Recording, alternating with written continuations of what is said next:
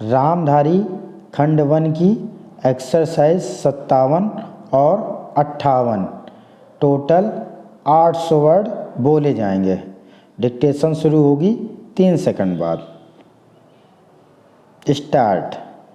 उपाध्यक्ष महोदय, मैं राष्ट्रपति महोदय के भाषण पर जो धन्यवाद प्रस्ताव है उसका समर्थन करने के लिए खड़ा हुआ हूँ।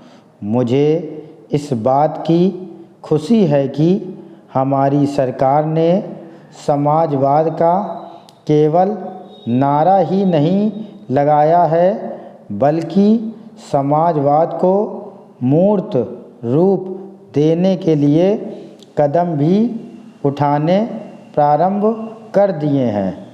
सबसे बड़ी बात तो यह है कि गरीबी हटाओ, गरीबी मिटाओ यह केवल आंदोलन ही नहीं रहा बल्कि इसको कार्य रूप में परिणत करना भी आरंभ कर दिया गया है। इसके लिए मैं अपने प्रधानमंत्री को जितना भी धन्यवाद दूं वह थोड़ा ही है। मुझे आपसे यह भी कहने का साहस हो रहा है कि सरकार ने इस समय हमारे पहाड़ी क्षेत्रों को पूर्ण राज्य का दर्जा दे दिया है। आज तक तो वे बिल्कुल पिछड़े हुए थे।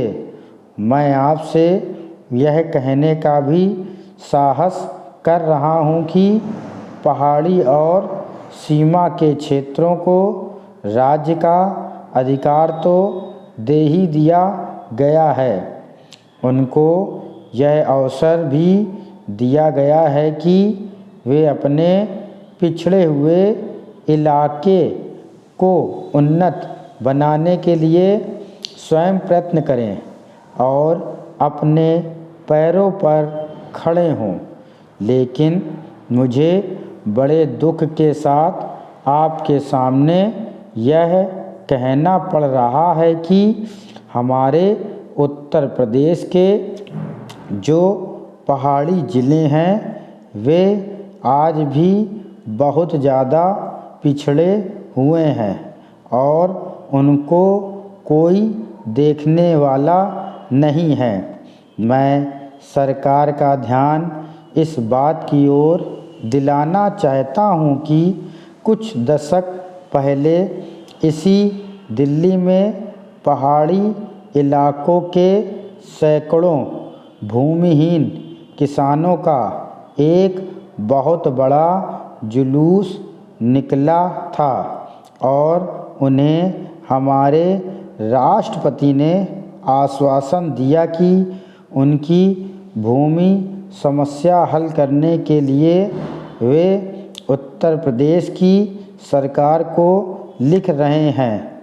लेकिन आपको सुनकर आश्चर्य होगा कि कई वर्ष बीत गए हैं किंतु एक चप्पा भूमि भी किसी भूमिहीन को आज तक नहीं दी गई है। हमारे भूमिहीन किसान कभी जेल में सड़ते हैं और कभी कहीं मारे फिरते हैं लेकिन भूमि उन्हें नहीं मिली। इसी प्रकार मैं आपको यह भी बता देना चाहता हूँ कि एक बार हमारे मुख्यमंत्री जी ने भी लिखा था कि हमारे उत्तर प्रदेश के जो पहाड़ी ज़िले हैं वे पूरी तरह से पिछड़े हुए हैं। इसके अलावा एक बार हमारे प्रधानमंत्री जब यहाँ दौरे पर आए थे तब उन्होंने एक सार्वजनिक सभा में भाषण दिया था। उपाध्यक्ष महोदय अपने भाषण में उन्होंने कहा कि मैंने आज तक ऐसी गरीबी के दर्शन नहीं किए जैसा कि मैं देख रहा हूँ। ऐसी गरीबी जब हम स्वतंत्र नहीं थे तब अवश्य देखने को मिलती थी, लेकिन स्वतंत्रता के पश्चात मैं पहली बार ऐसी गरीबी देश के किसी भाग में देख रहा हूँ। देश के विकास के काम को बढ़ाकर ही ऐसी गरीबी हम हटा सकते हैं। सरकारी उद्योगों की स्थिति अजीब है। हर संभव कोशिश से और सद्भाव बनाकर सरकारी उद्योगों के कर्मचारियों को आप अच्छा वेतन देते हैं और उन्हें रहने का अच्छा स्थान देते हैं, फिर भी घाटा होता है और देश का नुकसान होता है। कारण क्या है? कारण यह है कि आपकी औद्योगिक नीति गलत है और जो रुपया आपके पास है उसको भी आवश्यक काम के लिए खर्च नहीं कर रहे हैं। एक तरफ बोकारो के लिए 600 करोड़ रुपया रख रहे हैं और दूसरी ओर राजस्थान नहर को पूरा करने के लिए आप कहते हैं कि हमारे पास पैसा नहीं है।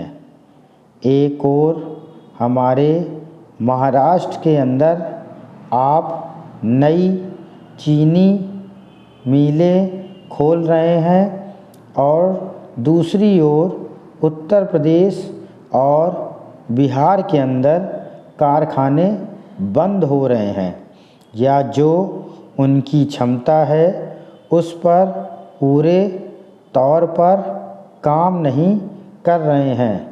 यह कोई औद्योगिक नीति नहीं है। इसलिए यह कहना कठिन नहीं है कि हमारी औद्योगिक नीति सफल हुई है। मंत्री महोदय कहते हैं कि वे सिंचाई के लिए एक सिंचाई आयोग बनाएंगे।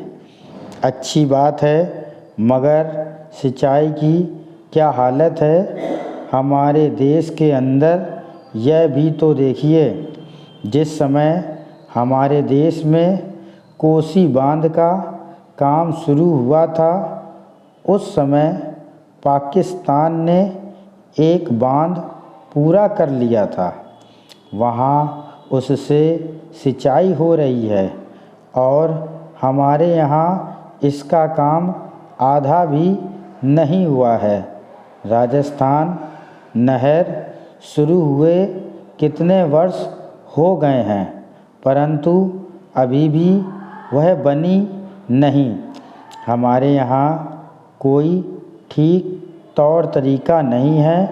मंत्रियों और सांसदों के मकानों के लिए करोड़ों रुपए निकल सकते हैं, मगर देश के उद्योग के लिए, देश के किसान और मज़दूर के लिए जो रुपया चाहिए वह नहीं मिल सकता। उसके लिए रुपया नहीं दे सकते हैं। यह कोई उद्योग नीति नहीं है, यह एक खिलवाड़ किया जा रहा है। मैं कल सदन को बतला रहा था कि कुछ सड़कें विश्व बैंक की सहायता से बनने वाली थी। स्टॉप।